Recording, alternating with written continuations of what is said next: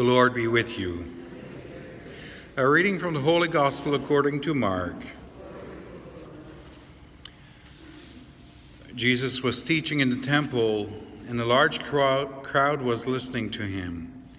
He said, "Beware of the scribes who like to walk around in long robes, and to be greeted with respect in the marketplaces, and to have the best seats in the synagogues, and places of honor at banquets.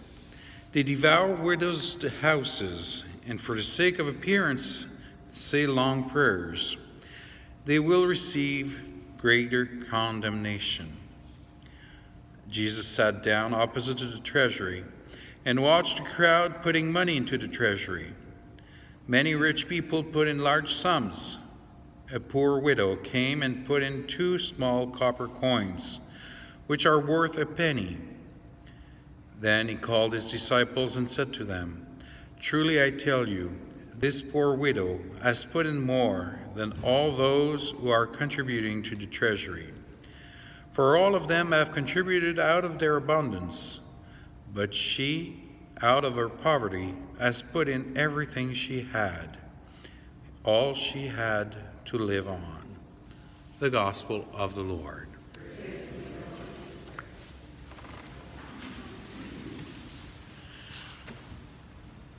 Like in all of my parishes, some of you are questioning why I use my phone so much during this ceremony. Initially, it was to record my homilies audio to put them on the internet to make a podcast out of it. But it turns out that it's it's not that complicated, but it's a little time consuming, and I like to have things done rather quickly sometimes. And so starting this Sunday here, I am recording live my homilies with an audio version, not just the audio, with a video version going on YouTube. So right now I'm broadcasting YouTube live, and so it goes on the internet and it stays on the internet, and I don't have to do anything than to press stop at the end of the homily to have it on the internet. So that's why I use my cell phone, not to text anyone, not to surf on Facebook. No worries, I'm not doing that during Mass.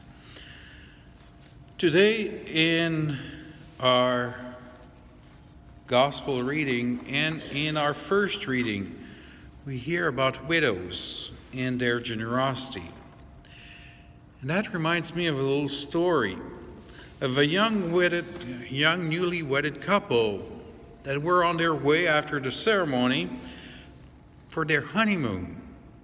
But on their road, they were caught in a very bad storm, and they had to stop, pull aside, and ask for help, ask for overnight lodging into some stranger people's home.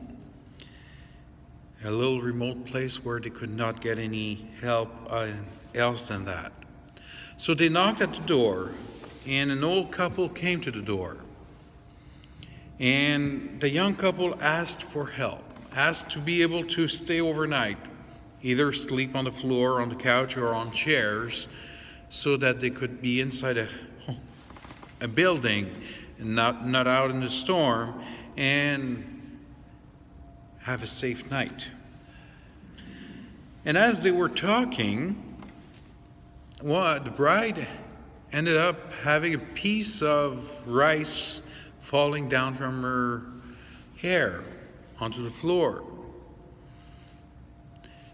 So the old lady had recognized what it meant, and she winked at her husband and said, "We just have to prepare you the guest room, and it will all be set in a few moments. We will be pleased to welcome you here. We have a guest room for you."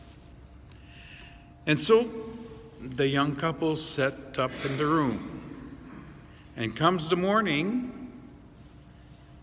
as they tiptoe to get out of the room and get out of the house, before they get out of the room, the husband puts on a $10 bill on the night table as a gesture of thank you for the couple for hosting them. But as they tiptoe past the living room what do they notice is that the old couple is sleeping in the living room. They are on the chairs of the living room sleeping because they gave them their only room.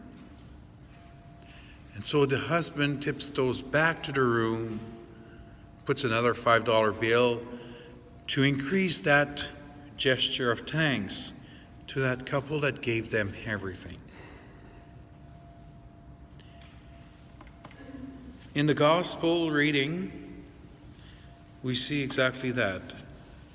A poor old widow that gives everything she has to the Lord. In the first reading, we see exactly that too. A poor old widow that is about to die, her and her son. They're about to cook the last piece of bread that they can cook. But Elijah the prophet asks her to cook him a piece of bread first and then to cook herself a piece of bread. And there's no scientific reason for her to believe that she'll be able to cook herself a piece of bread because that's the last thing that you can cook. But still she trusts. And she does it. She gives it all. And she is recompensed. She is granted favor from the Lord. Because, as Elijah prophesies, the jar never emptied. The jug of oil never failed. They were able to eat on that little piece, that handful of meal in the jar, and that little oil in that jug that never emptied for 3.5 years. Because she trusted in the Lord. Because she put everything she had into the hands of the Lord.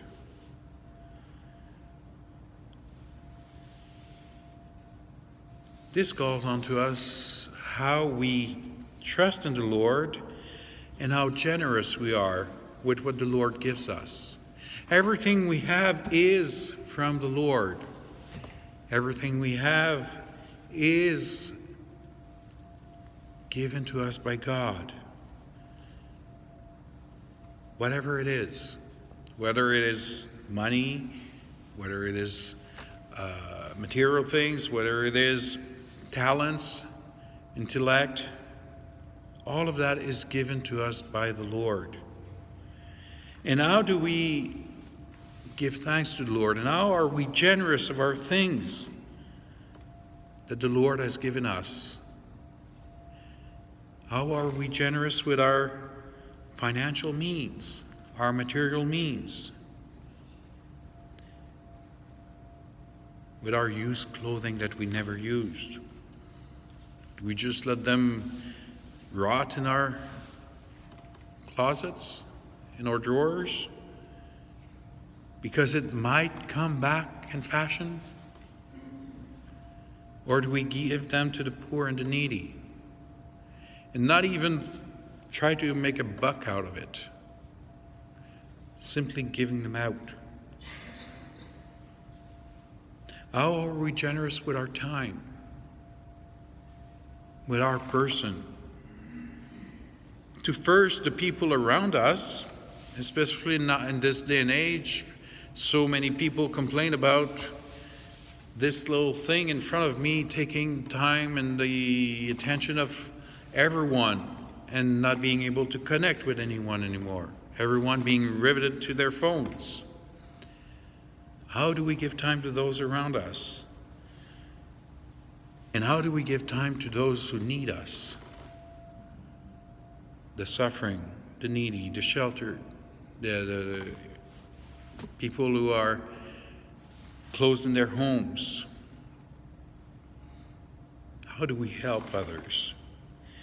And so I invite us to reflect on that today and open our hearts to be generous. We have especially today, a great example of some people who gave it all.